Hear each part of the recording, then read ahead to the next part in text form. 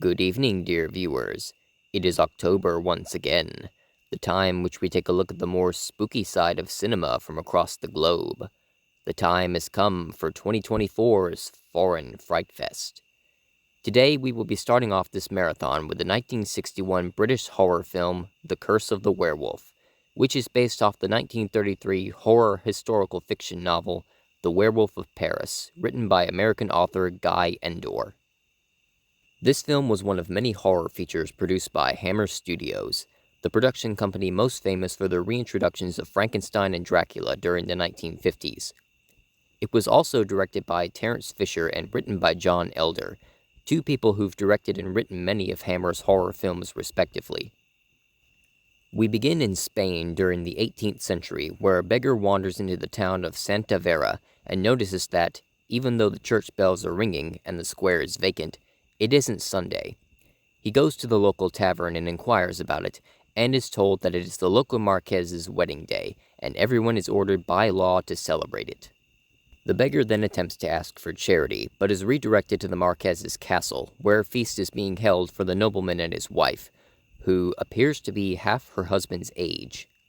Upon arriving, the beggar does manage to receive some pesetas, as well as drink, but before he can get any food, he's made to dance for the cruel Marquez and his guests' amusement. The newlyweds then go to retire, which is when the beggar bids them goodnight, though in a slightly off-color manner. This angers the Marquez and results in the beggar being thrown into the nobleman's dungeon, where he's looked after by the jailer and his mute daughter, who the beggar grows fond of. Several years pass, and the now-grown daughter is the only one left caring for the imprisoned man. One day, she goes up to the Marquez's bedroom, who at this point has grown decrepit and lost both his wife and friends, and starts cleaning his fireplace, when the aging nobleman tries to make advances towards her. She bites his hand and runs off, causing the Marquez to order his guards to toss the woman into the dungeon along with the beggar. This, unfortunately, leads to the now insane man assaulting the helpless daughter. Later on, she regains consciousness and discovers the beggar is now dead. A guard soon arrives, strangely not noticing the dead beggar on the dungeon floor, and releases the woman, ordering her up to the Marquez's quarters. The creepy nobleman once again tries his luck with the victimized woman, which is when she stabs him to death with a candle holder. After this, she escapes the castle and hides out in the woods for months until she's found close to death and floating in a pond by a man named Alfredo Carlito. He takes the woman back to his home where she's nursed back to health by his housekeeper Teresa, who finds out that she's pregnant. This worries her, however, as the baby is due on December 25th, and Teresa believes that unwanted children born on that day are unholy. Once Christmas arrives, Teresa takes some precautions during the birth, such as burning incense around the woman until she gives birth to a baby boy. Sadly, the mother soon dies not long after. The gentleman's scholar and housekeeper decide to raise the baby and take him to a church to be baptized. Although, partway through the ceremony, the water mysteriously begins rippling, thunder and lightning soon start, and an ominous reflection of one of the church's statues is seen in the baptismal font. But despite these warning signs, none of them are all that unnerved, which is surprising seeing how superstitious Teresa is. A few years pass, and we see a hunter hired to keep watch over a herd of goats named Pepe, inspecting the remains of a dead one near a bush. He informs his employer, a goat herder named Dominique, of this discovery, and is subsequently chastised by the man for allowing one of his goats to fall victim to wolves on his watch. We then catch up with the child, now a young boy named Leon, who's offered breakfast by Teresa, but declines, having developed a strange lack of appetite. That night, Pepe readies himself to shoot the wolf responsible for killing Dominique's goats, having been given only 24 hours to do so by the town mayor after the goat herder informed him of the situation. He suddenly hears a piercing howl and notices something scurry through the bushes. Taking aim, Pepe shoots and manages to hit his target, but the wolf escapes, leaving behind a splatter of blood from its wound on the ground. The next day, Alfredo is tending to Leon, who's somehow been shot, pulling a pellet out of the boy's leg. This worries the two as they wonder how he could have left the house without them noticing, and how he could have gotten shot. Teresa leaves to do some investigating, taking the pellet with her, while Alfredo goes up to Leon's room to get answers on his whereabouts during the previous night. Leon insists he was in bed all night, and mentions how he's been having bad dreams ever since he went on a hunting trip with Pepe. The boy recounts how the hunter shot a squirrel, and how upset it made him. Apparently, Leon decided he'd try to make the dead animal better by kissing it, which is when he tasted some of its blood, describing it as sweet. The young man also tells his father figure about how each night he dreams that he's a wolf that drinks blood. The distraught child begs for help, and Alfredo assures him that he will, before noticing patches of hair on Leon's palms and arms. I know what some of you are probably thinking, but the reality is a lot worse. Meanwhile, Teresa goes to see Pepe's wife, Valina, who tells her that the pellet belongs to her husband, and asks where she found it. The housekeeper makes up a story about how she discovered it stuck in a tree trunk, before thanking Valina and swiftly departing. We then cut to Alfredo visiting a priest at the church, explaining Leon's condition. The priest then tells him about various spirits that try to possess human bodies, but only succeed in claiming dead ones. However, occasionally some spirits are able to possess living people. Once more, if the person in question has a weak soul due to some tragic event, in Leon's case the death of his mother in childbirth, then the spirit will be able to take control of their body. The priest further explains that Leon is, in fact, a werewolf, one who is possessed by the spirit of a wolf. Alfredo is told that the wolf spirit is able to take control of the body by that which strengthens it, such as solitude, hatred, and greed, especially during the full moon, and that only things which weaken it, like fellowship and love, can stop it from taking over. Alfredo vows to love Leon to the best of his abilities, but asks about a possible cure, to which the priest replies, only love. He also speculates that Leon may find romantic love later on in life that'll help keep the wolf spirit at bay. Later, Pepe is taken to making a couple of silver bullets out of his wife's silver crucifix, which was blessed by an archbishop, after hearing a drunk patron at the tavern implied that whatever killed Dominique's goat was a werewolf. While he does this, Alfredo finishes installing metal bars in Leon's bedroom window in order to keep him from going outside. That night, Pepe equips one of his silver bullets when he spots something running nearby over the hills and opens fire. Meanwhile, Alfredo and Teresa hurry to Leon's room and catch the boy, now sporting sharp canine teeth, trying to pry the bars off his window. Alfredo grabs him and manages to calm him down, preventing his transformation. As he puts the young man back in bed, Pepe discovers that he shot Dominique's dog and is convinced he was the culprit. I'm pretty sure he's going to be fired for that. Many more years pass, and Leon is now a grown man about to strike out on his own to find employment at the Gomez vineyard. His adoptive parents happily see him off, believing to have cured him of his supernatural affliction.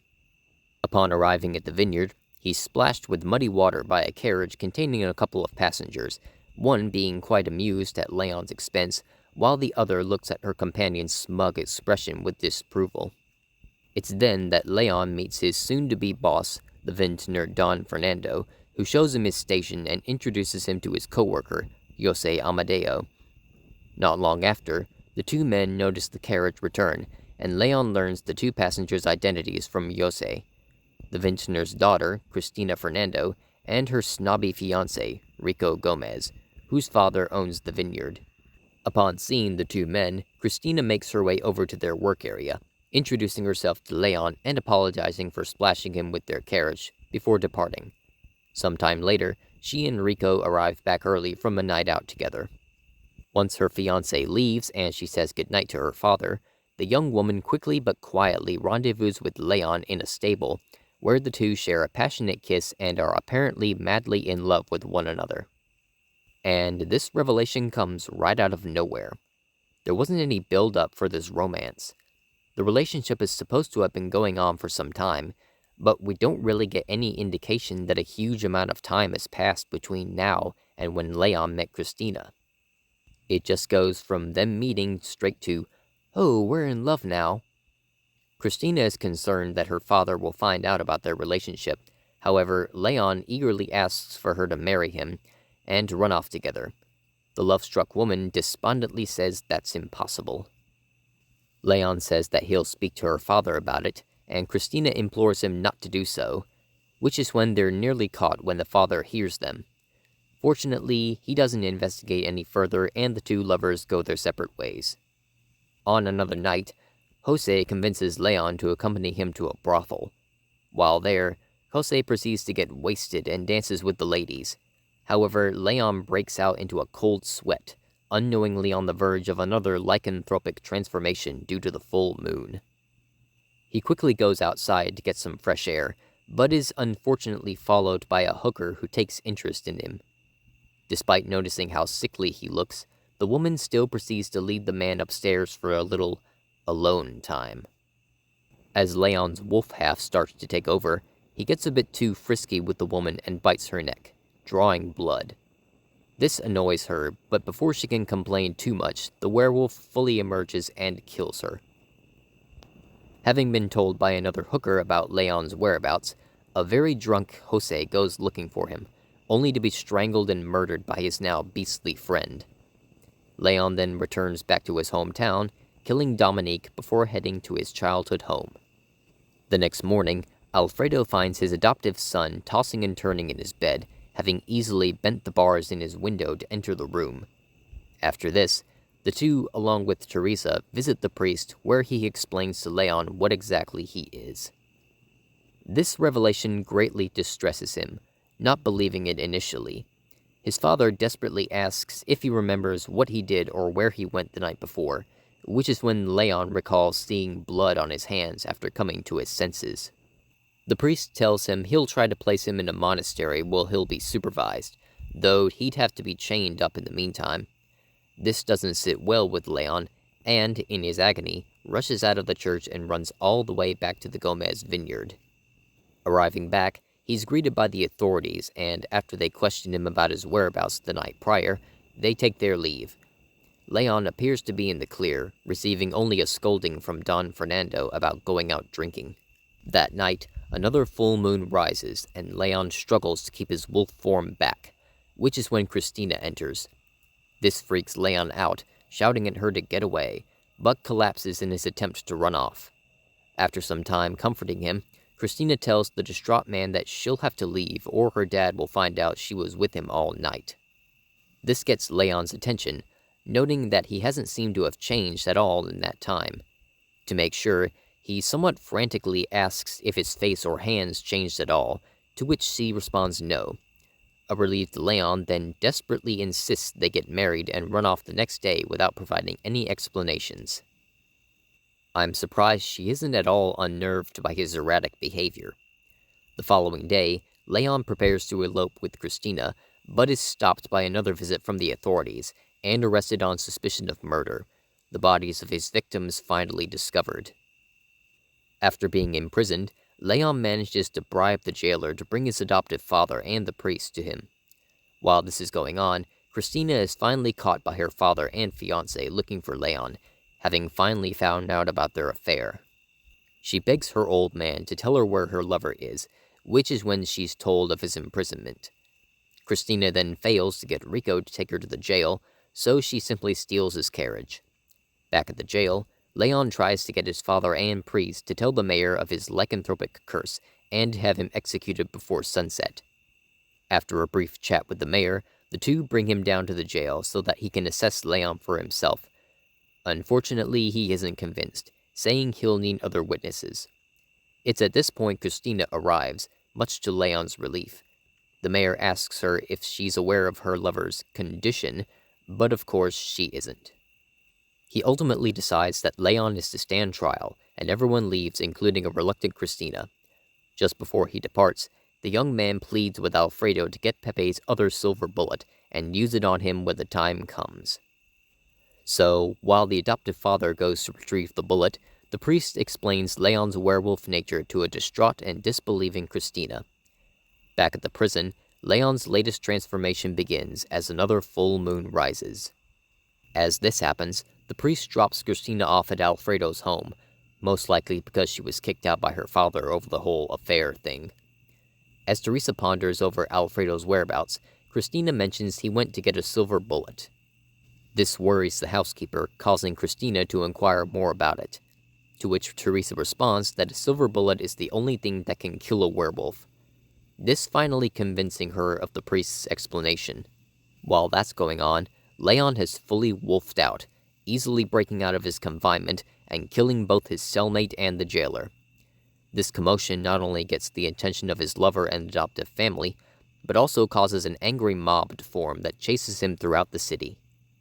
They nearly catch him a couple of times, and one person in the crowd even tries to get him with a torch, but only succeeds in lighting up a haystack, which Leon picks up and hurls back down to the mob. The werewolf is soon pursued to the church, where he climbs up to the top among the church bells. Alfredo then takes the opportunity to go up after him to end his rampage. Another guy in the crowd attempts to draw Leon out by ringing the bells, which do a number on his eardrums. Alfredo quickly arrives at the top with his silver-loaded rifle, takes aim at his stunned lichened son, and fires, killing him instantly. The man then walks over and somberly covers Leon's body with his cloak, while Teresa and Christina grieve below, right before the credits roll. And that was The Curse of the Werewolf. It certainly had a unique take on the werewolf curse.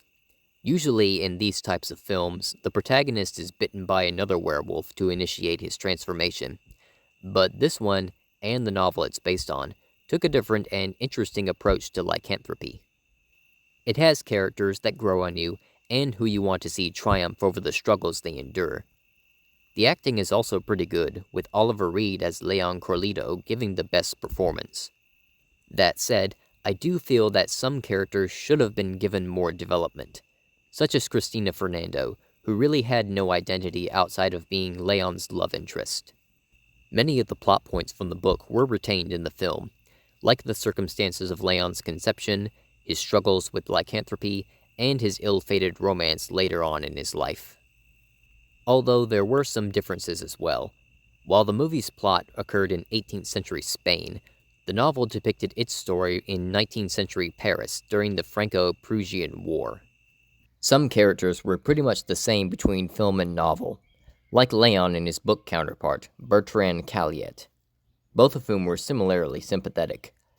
However, the same can't be said for Alfredo's book equivalent, Aymar Galliez, who's notably less likable and caring towards Bertrand. For example, at one point in the novel, he whips Calliet several times. The movie also sports some impressive werewolf effects for the time, and I'm glad they held the reveal until the last act. There were some nice gore effects shown off throughout the film too, which is a staple of many Hammer horror flicks. The music was also appropriately gothic and worked well for the movie's tone. One bit of trivia for you is that this is the first werewolf film to be shot in color. Overall, The Curse of the Werewolf is a pretty great tragic horror movie, and I'd say a nice starting point for anyone interested in Hammer's horror library. And that does it for part 1 of 2024's Foreign Fright Fest. Tune in next time where we take a look at the directorial debut of acclaimed filmmaker Guillermo del Toro. Be sure to leave a comment, thumbs up if you enjoyed this movie review, and subscribe if you'd like to see more. You can also follow me on Twitter. Goodbye, and have a good day, everyone.